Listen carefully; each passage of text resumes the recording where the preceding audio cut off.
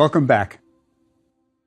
The discovery of Tutankhamun's tomb is probably the most famous find in all of archaeology. When the excavator, Howard Carter, first discovered the tomb in 1922, the world followed the excavation via newspaper accounts. These reports were often accompanied by black and white photos of the objects as they were being removed from the tomb. Everyone was dazzled by the golden treasures, by their beauty and uniqueness. Nothing like these objects had ever been found, but they were also historically very important. Many had hieroglyphic inscriptions, but this was rarely reported to the public. In this lecture, I'd like to look closely at some of the inscriptions on the objects to see what they reveal. But first, we have to understand something about the time in which Tutankhamun lived.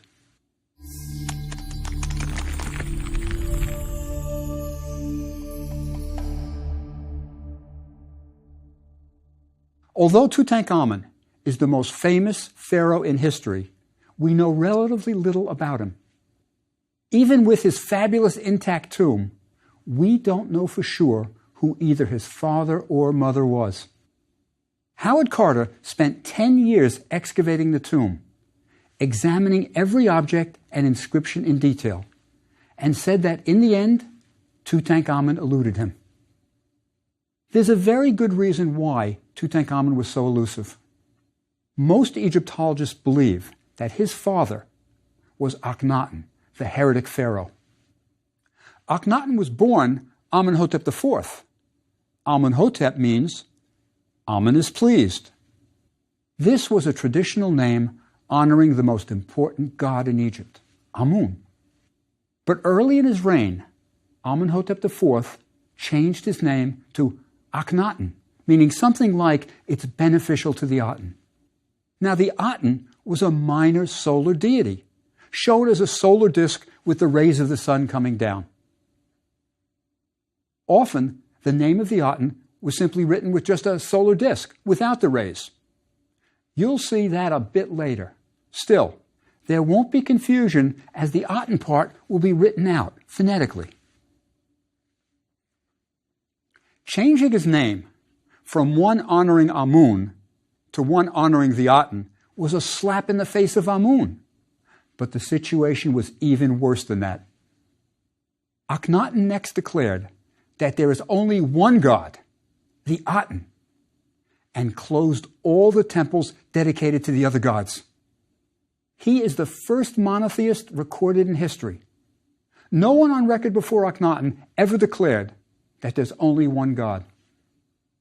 Some feel that Akhenaten's rejection of traditional religion came as the result of his own rejection by his parents. Statues show Akhenaten deformed, with wide hips and a suggestion of breasts. Perhaps the shunned child wanted to change everything. This, of course, caused tremendous turmoil in Egypt. Thousands of priests were out of work. Temple servants were unemployed. And what were the people who'd worshipped other gods for their entire lives to think? Were they expected just to turn off their beliefs? Akhenaten's monotheism was so unpopular that he was forced to move out of the religious capital, Thebes, to a deserted spot in the desert about 200 miles north. He called his new city in the desert Akhet Aten, the horizon of the Aten. Note how the sun disk doesn't have the rays here. And he vowed that he would never leave his holy city. In his holy city in the desert, he wrote hymns to the Aten, built temples for the Aten, and raised a family with his wife, Nefertiti, and his minor wife, Kia. Egyptologists generally agree that Tutankhamun is the child of Akhenaten and the minor wife, Kia. When Tut was born, however, his name was Tutankhaten. Akhenaten, the monotheist, wasn't going to give his son a name with Amun in it. So little Tut grew up in this isolated city, knowing only one god, the Aten. In the 17th year of his reign, Akhenaten died. Without its spiritual leader, the new religion quickly died, and the followers of the Aten moved back to Thebes. Little 10-year-old Tutankhamen and his 10-year-old half-sister, Ankhesenaten, were married, and Tut became king of Egypt. When everyone returned to Thebes, Tut's name was changed to Tutankhamen, and Ankhesenaten became Ankhesenamen. The boy king ruled for about 9 years, and then died mysteriously and was buried in his now famous tomb in the Valley of the Kings. All traces of the Amarna heresy, as it was called, were erased.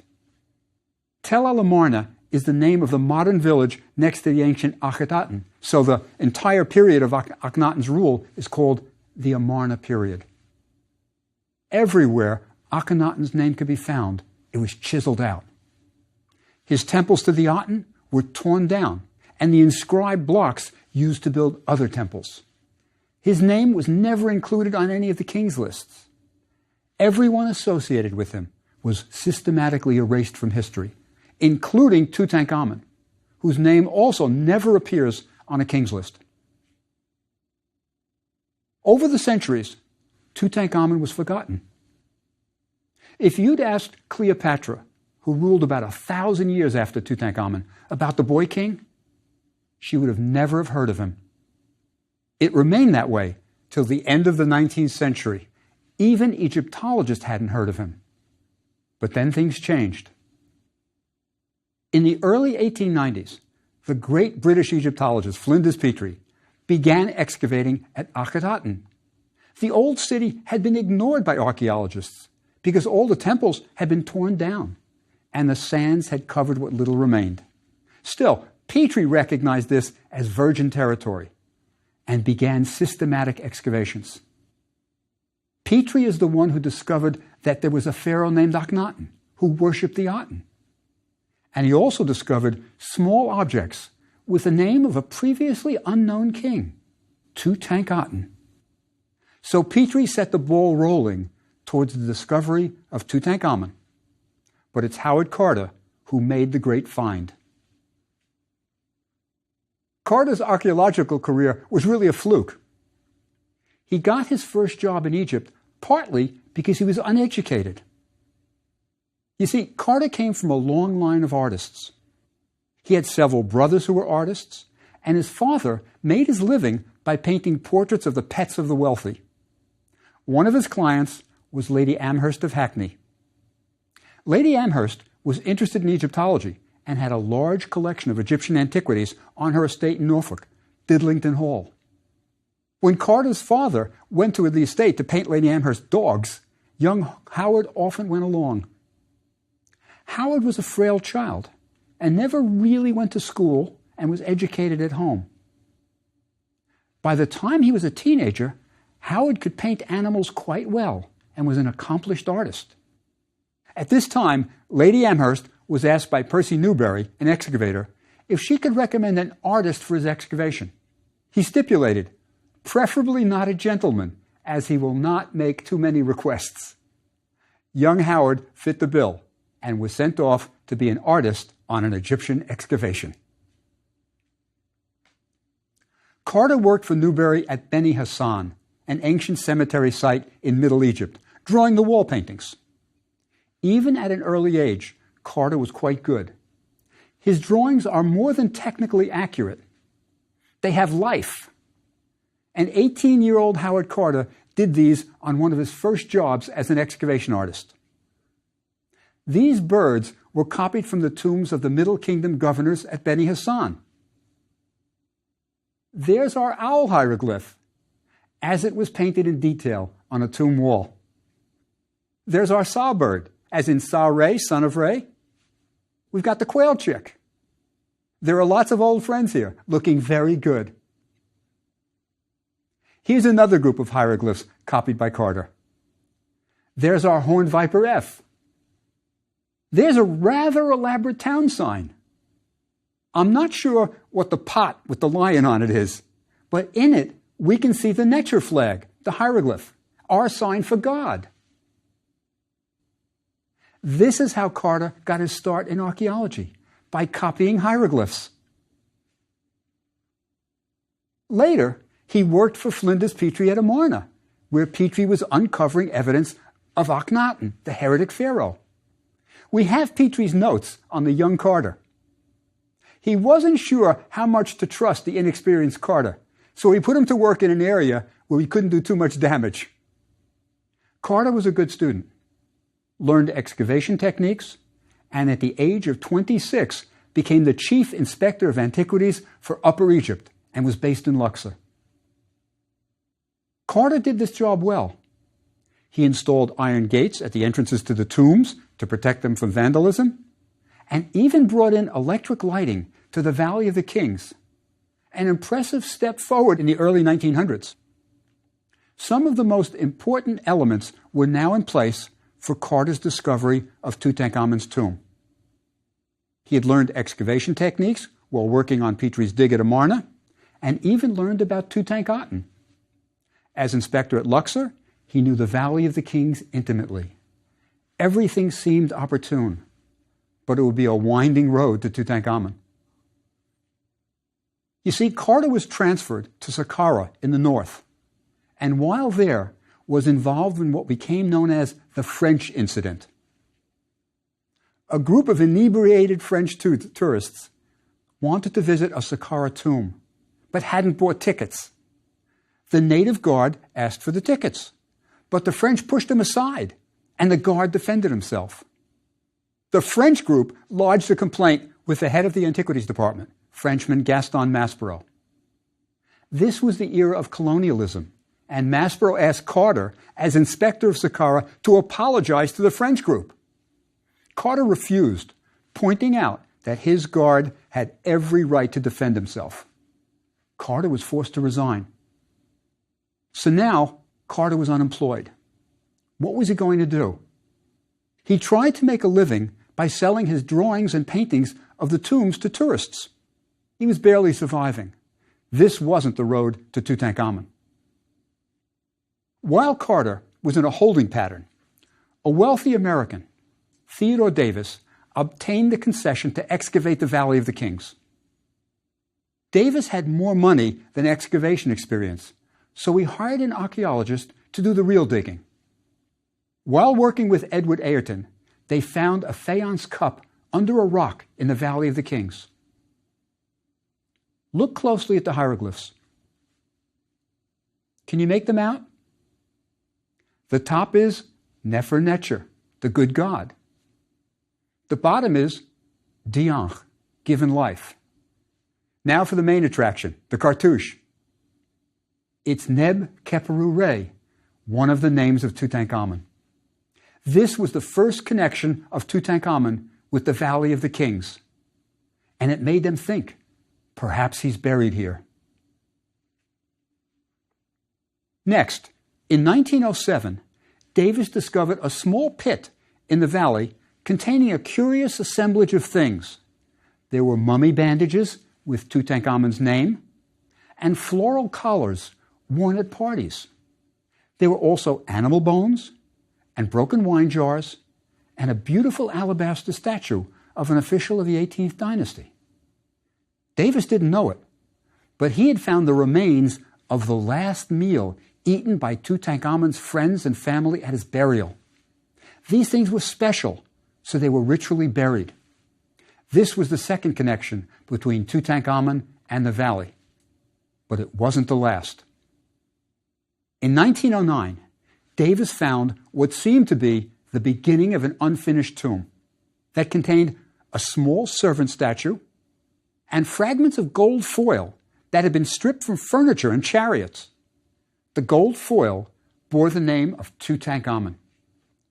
Davis concluded that he had found the heavily plundered tomb of Tutankhamen.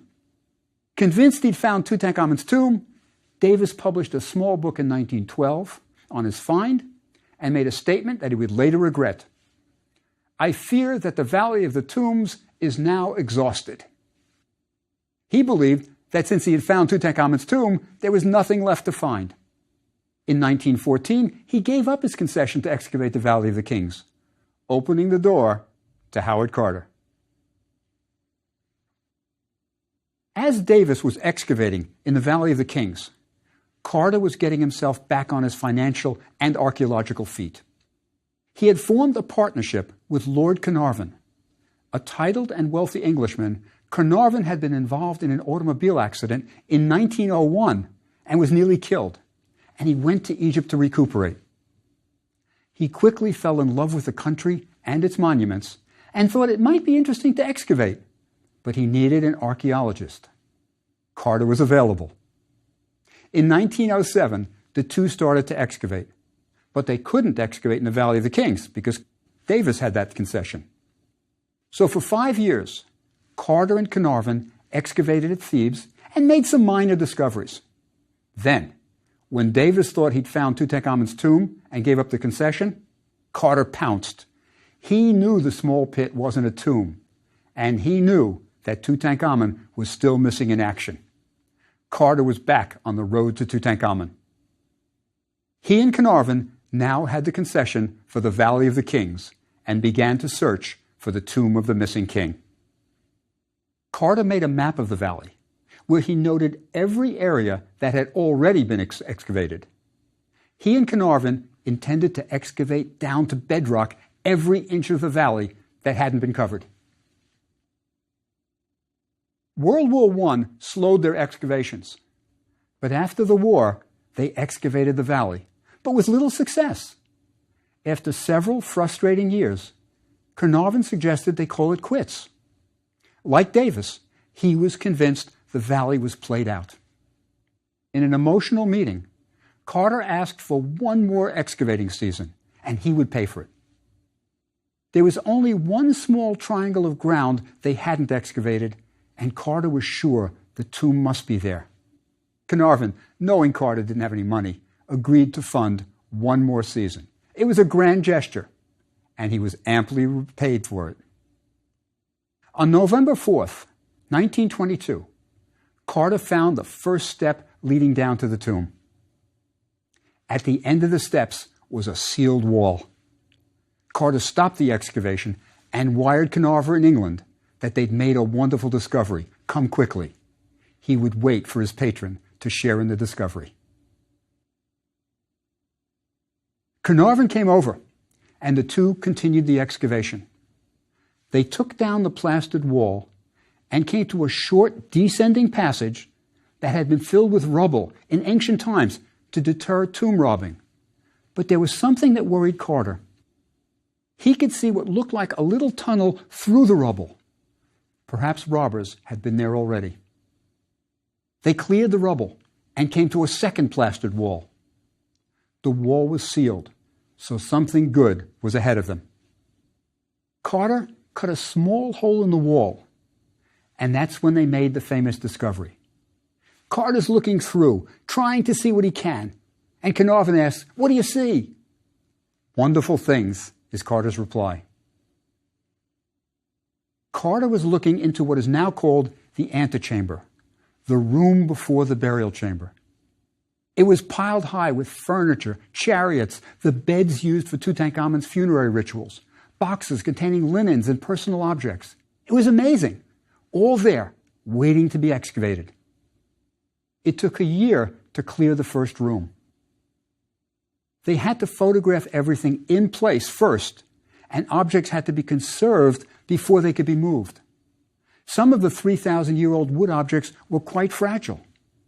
There were things that had never been seen before. Tutankhamun's chariots were some of the first ever discovered. The discovery of Tutankhamun's tomb fascinated the world, but nearly overwhelmed Carter. It was far too much for him and Carnarvon. They needed help, and the Metropolitan Museum of Art came to the rescue. One of the difficulties was photography. Each item had to be photographed in situ, so there would be a record of where exactly in the tomb it had been found. The Metropolitan Museum of Art had excavated in Thebes for years and had a full excavation team and graciously loaned Carter their photographer, Harry Burton. Burton was superb, an experienced archaeological photographer, and produced thousands of iconic photographs of the treasures of Tutankhamun. He was even sent to Hollywood to learn how to operate a movie camera and shot footage of the objects being brought out of the tomb. Alfred Lucas, the Antiquities Service chemist, supervised the conservation of all the objects, both in the tomb before they were brought up the steps and after, once they were out of the tomb. Once out of the tomb, a nearby tomb served as a laboratory for conserving objects. It was anticipated that inscriptions on the objects and on the tomb walls would finally reveal much about the mysterious history of Tutankhamen. James Henry Breasted, the founder of the University of Chicago's Oriental Institute, was enlisted as the team's translator. But here, the team encountered perhaps their only disappointment in Tutankhamun's tomb. There were no historical records, no papyri, no inscriptions on objects mentioning the boy king's father or mother, nothing revealing his past. This was probably the result of the official program to eradicate all traces of the Amarna heresy. Still, the excavation was a fabulous success. The antechamber took a year to clear, but there were other chambers as yet untouched. In the back of the antechamber was another plastered wall, bearing the seals of the necropolis guards. The wall had been breached and resealed in ancient times. Undoubtedly, behind this wall was the burial chamber. But was Tutankhamun still there?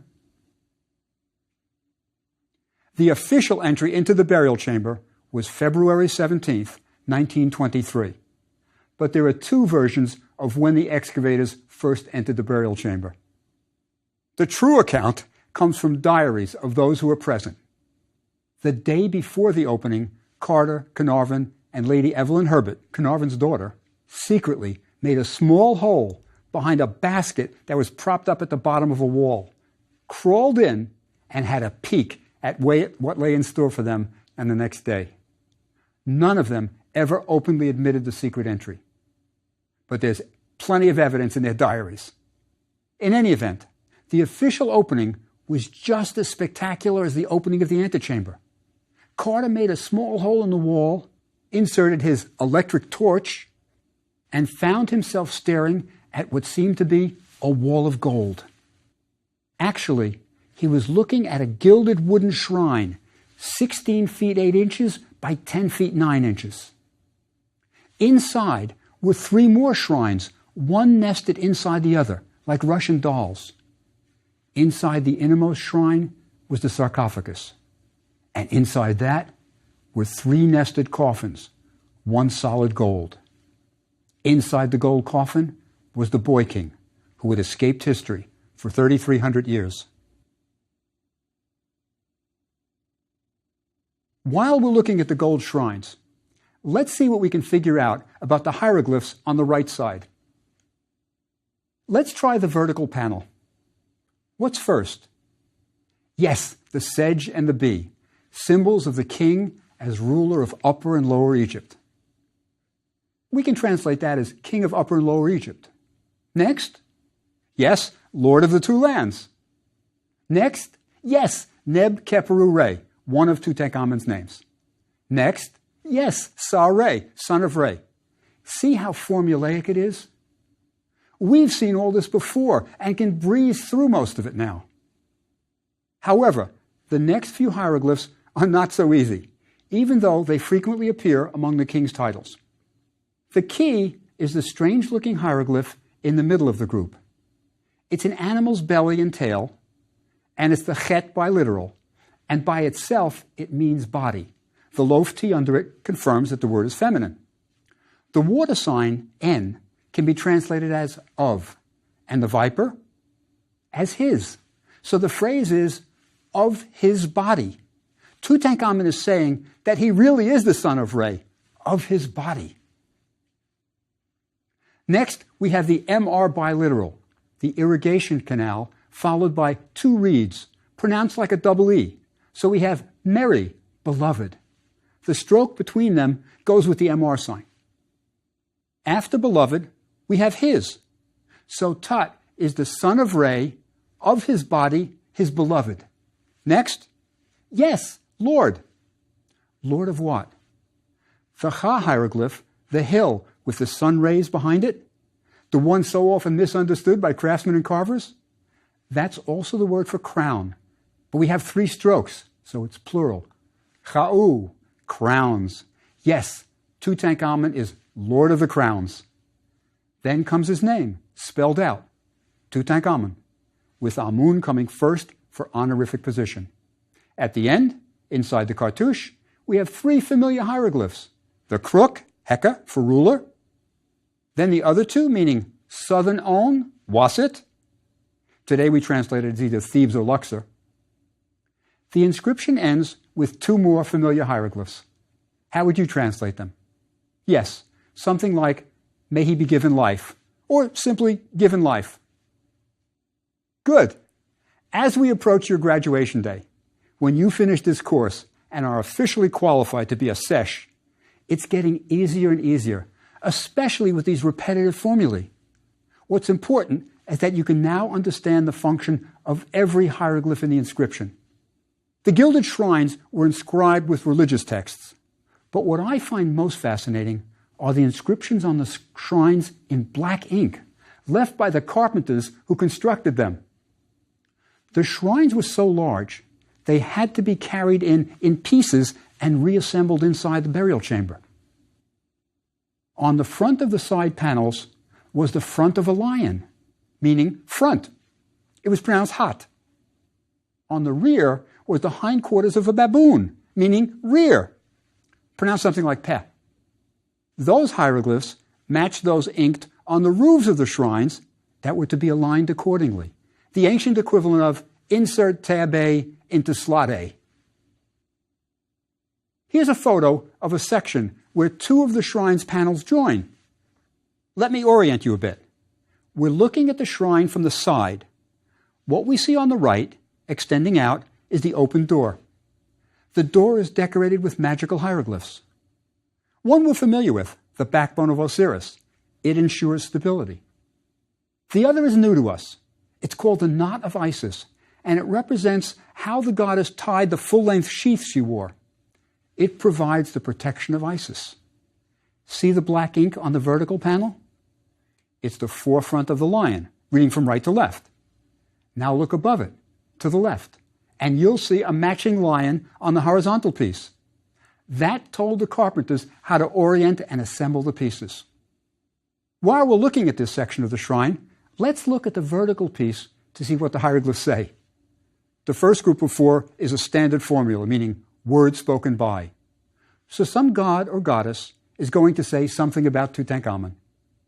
This is always followed by the god's name. Who is it? We can make out the Neb sign, and underneath it is the loaf T. So it'll be a goddess with a name beginning with Nebt. Beneath it, we see the shrine with a female goddess determinative. So it's Nephthys. Okay, what word is written beneath her name? Yes, you is. Next word, king. So the king is what? That's right, Lord. I didn't get everything into my photo, but we can translate the fragment as word spoken by Nephthys, the king is Lord, ... to be continued. So there are 2 levels of hieroglyphs on the shrines. One is the official religious text, and the other are the inked front and rear instructions needed for assembly. Sometimes there were additional instructions as to how the shrines were to be oriented in the tomb. Which side faced west? Which faced east? This was important because Tutankhamen was going west, so the doors of the shrines had to open to the west. So sometimes, in addition to the front and rear instructions, you might have the hieroglyphs for west. We've seen this one before. Or east. The hieroglyph is a spear with streamers. The word for east was pronounced iabet. Or north. It was a whip and was pronounced meh. Let's look at a couple of snapshots I took of these instructions when I was last in the Egyptian Museum in Cairo. Here we have 3 hieroglyphs. The top 2 are easy and make sense. They tell us that part of the panel goes in front, and the hieroglyph behind it tells us to orient that side to the west. This makes sense. The doors, which are in the front, have to open to the west, the land of the deceased. The third hieroglyph, one just beneath the lion, is the sign for south, indicating that the side on which it's written should face south. Let's see what's written on its counterpart, the opposite side of the shrine. Again, we see front and west, this time reading right to left. Beneath them is a whip, the hieroglyph for north. This north hieroglyph makes sense. If it's the opposite counterpart faces south, this side will face north. Carter had a difficult time dismantling the shrines. He had very little space to work in, the wood was dry and fragile, and the workmen who assembled the shrines didn't always follow the inked instructions, so sometimes the roof was forced onto the sides of the shrine. Still, he disassembled the shrines, removed them from the tomb, and had them conserved. Today, you can visit them in the Egyptian Museum in Cairo. When you do, look for the inked workman's instructions. Very few people know they're there. All right, no homework for tomorrow. It's your graduation day. See you then.